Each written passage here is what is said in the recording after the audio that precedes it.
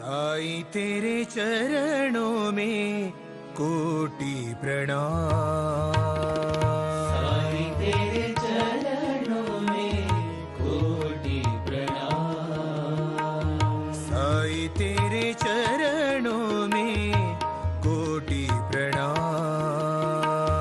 साईं तेरे चरणों में कोटि प्रणाम।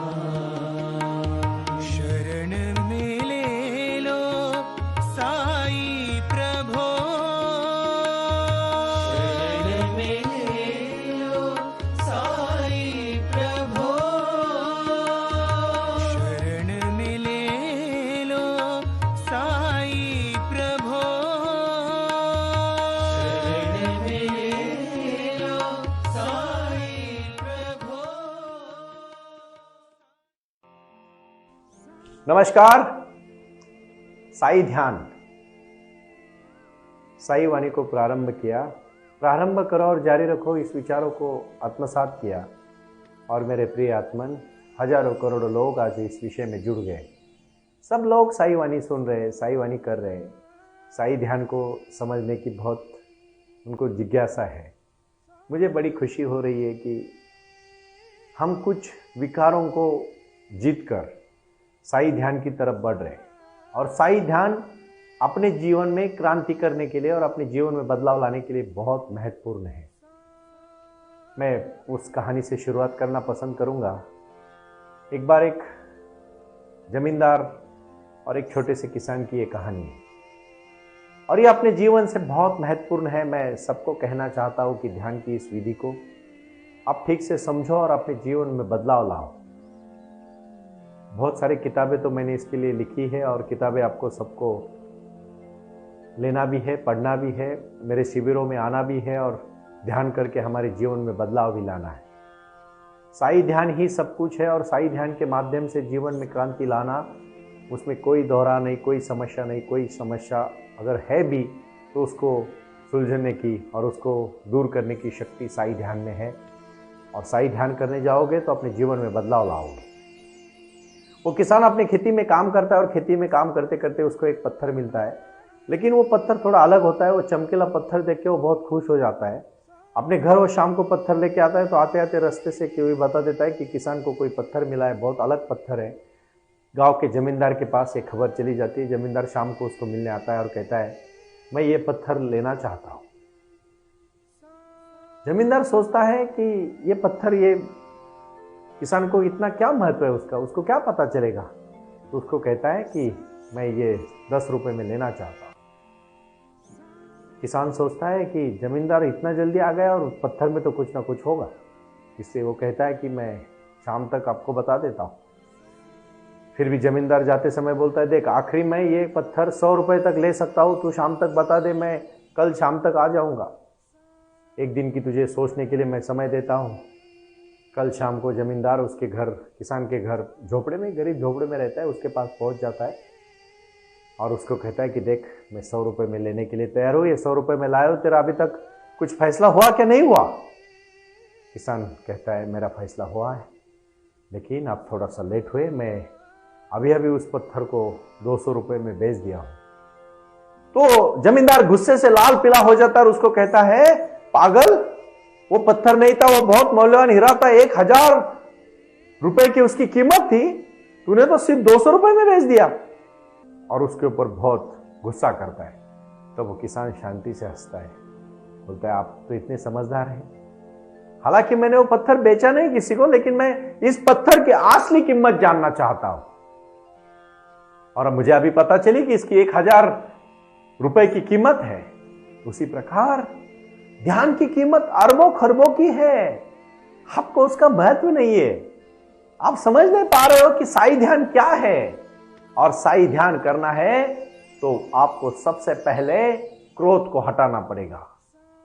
मैंने बहुत पहले कहा था कि मैं हाई कोर्ट में, मुंबई और दिल्ली में सुप्रीम कोर्ट में और अहमदाबाद में, तमिलनाडु में, अलग अलग कोर्ट में जाके, हाई कोर्ट से रिलेटेड बहुत सारे काम हमारे होते हैं। मेरी खुद की लॉ फॉर्म भी है।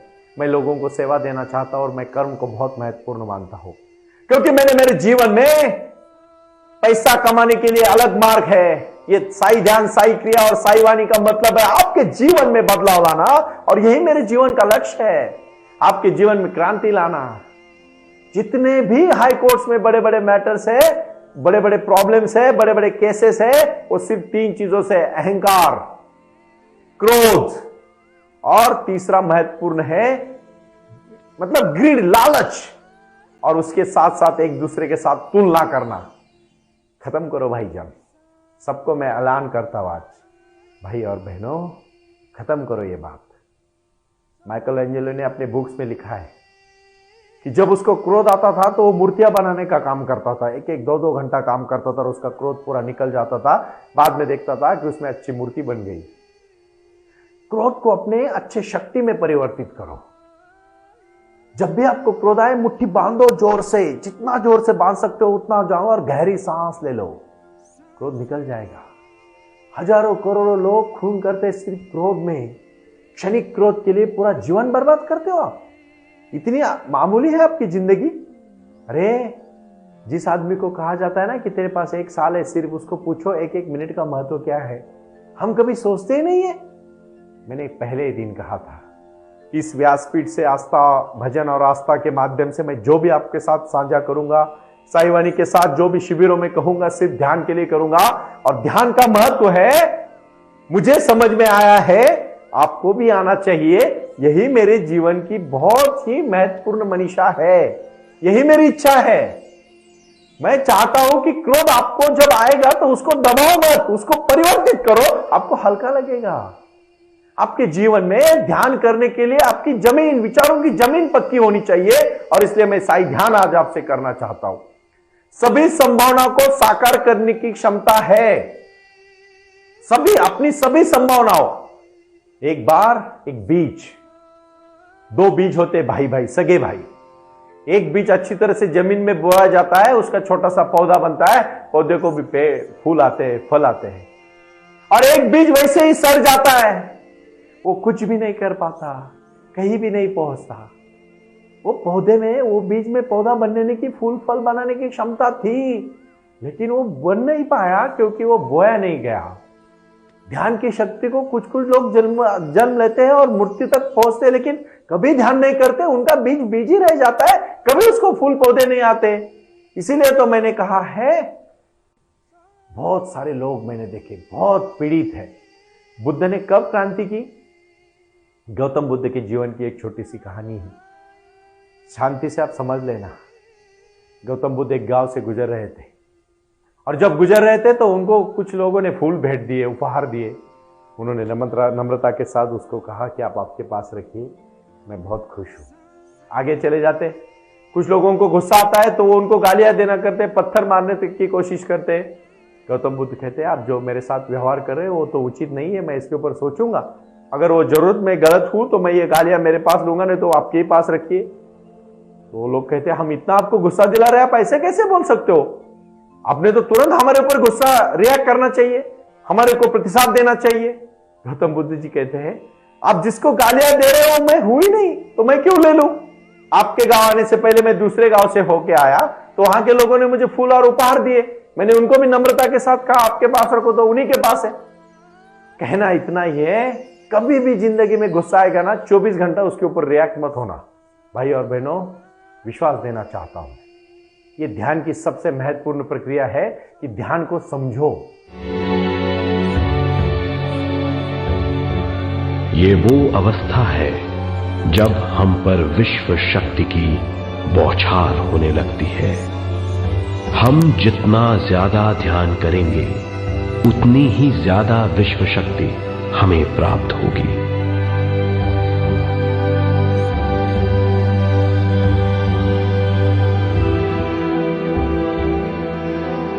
विश्व शक्ति प्राणमय शरीर की शक्ति में प्रवाह करती है।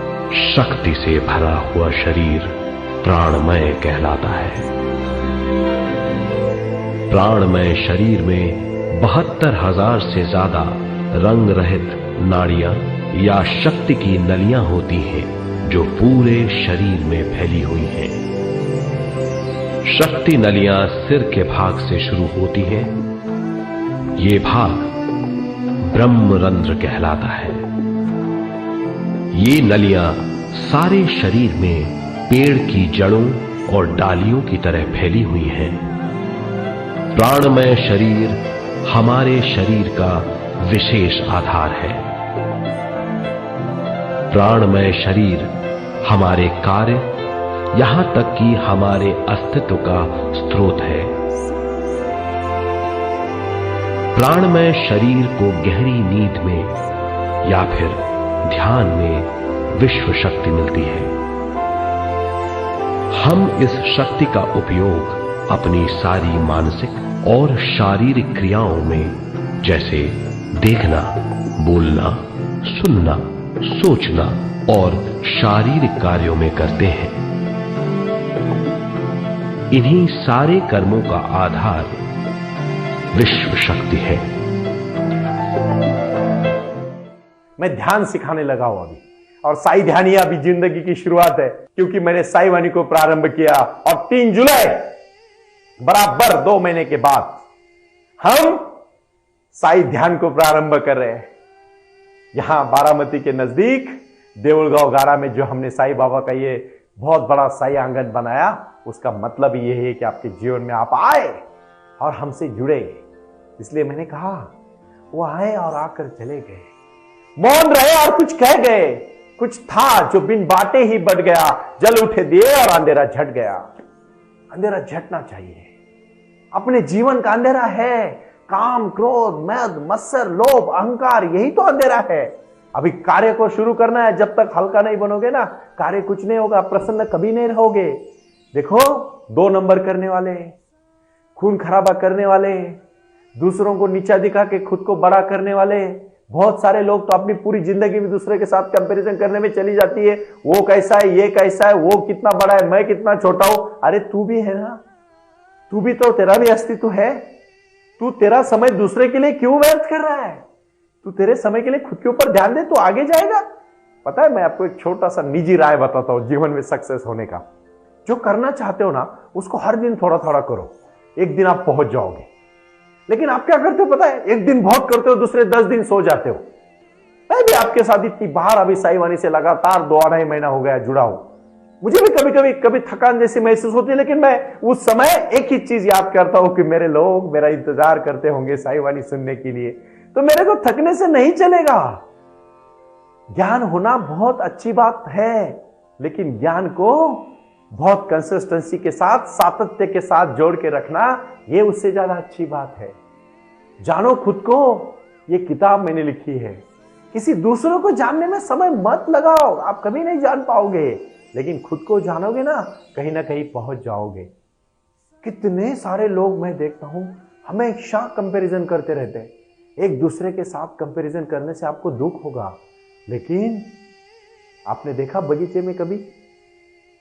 जम्मू कश्मीर में मैं कुछ दिन पहले गया था और कश्मीर की एक बाग मैंने देखी, वहां हजारों फूल फूले थे।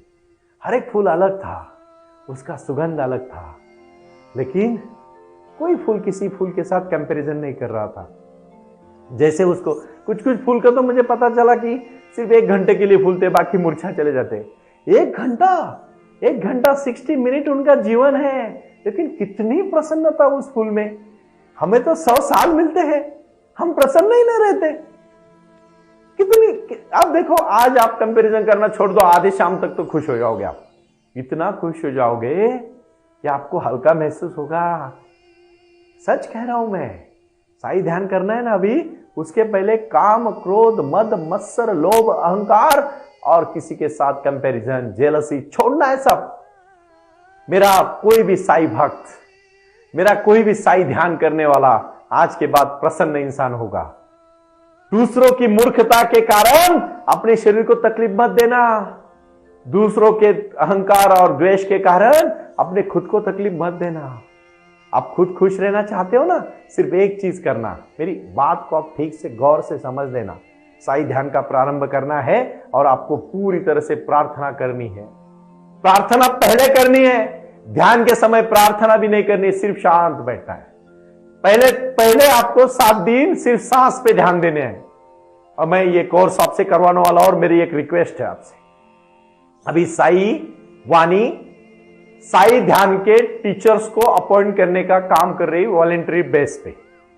वो लोग आएंगे, उनको पूरी तरह से पहले प्रशिक्षण दिया जाएगा और प्रशिक्षण के बाद वो अपने अपने गांव में, अपने अपने कुनबे में, अपने अपने जिले में, अपने अपने तालुका में, अपने अपने परिवार में, परिसर में वो साई वाणी सिखाए, साई ध्यान सिखाए।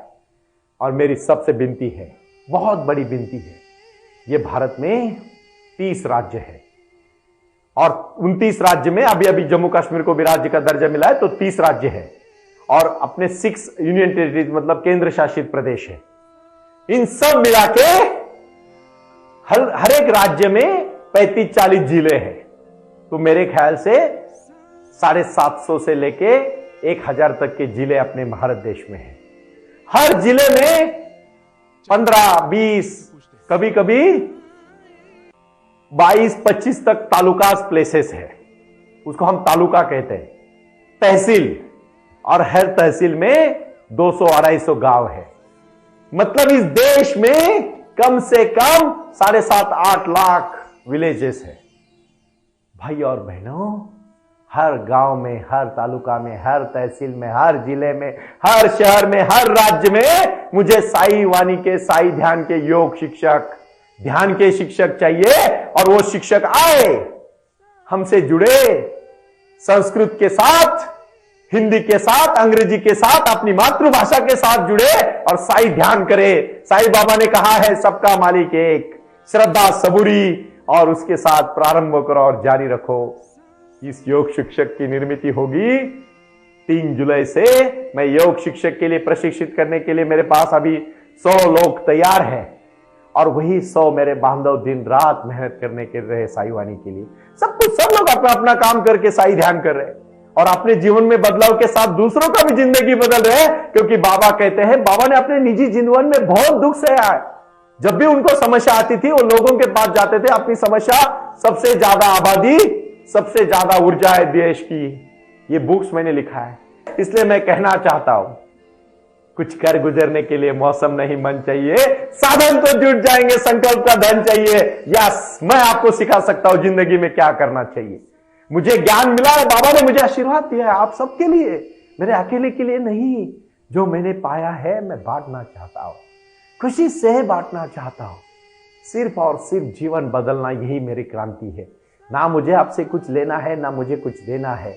मुझे सिर्फ आपके जीवन में क्रांति करनी है और बदलना है। मुझे व्यवहार करने वाले आपको करोड़ों मिलेंगे भाई और बहनों, बट आपका ये भाई एडवोकेट डॉक्टर सुनील नाना साहेब करते आपके लिए 24 घंटा हाजिर है, क्योंकि आपकी जिंदगी बदलना भी मेरा फर्ज है।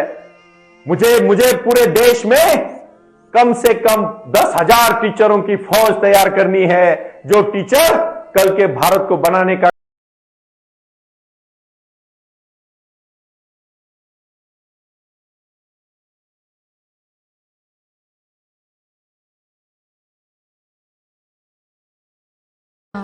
पूरा थोड़ी ना होता है।